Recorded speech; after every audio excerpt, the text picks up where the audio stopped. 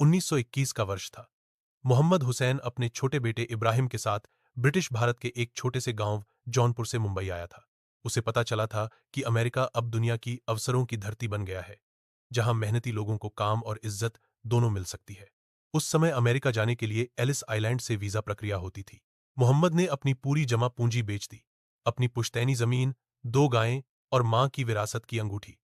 इब्राहिम को पढ़ा लिखाकर बड़ा आदमी बनाऊंगा, उसने वादा किया था। मोहम्मद और इब्राहिम को एक पुराने स्टीमर जहाज में जगह मिली। सैकड़ों लोग थे, यूरोप, एशिया और अफ्रीका से। सभी की आंखों में एक ही सपना, अमेरिका। सफर कठिन था, तंग जगह, सीमित खाना और बीमारियां। पर लोग गाते थे, मुस्कुराते थे और उम्मीद से भरे रहते।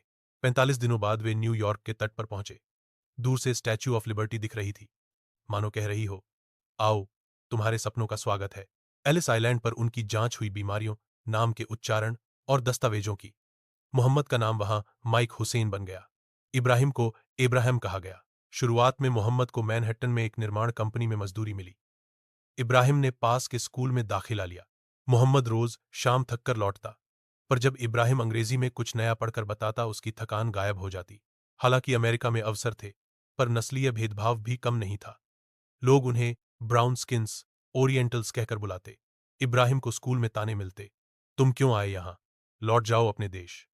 लेकिन मां की सिखाई इज्जत और पिता की मेहनत ने उसे मजबूत किया। मैं यहीं रहूंगा, यहीं पढ़ूंगा और एक दिन डॉक्टर बनकर सबको दिखाऊंगा, उसने खुद से वादा किया। 1929 में जब अमेरिका में आर्थिक मंदी आई, मोहम्मद की नौकरी चली गई, पर उसने हार नहीं मानी।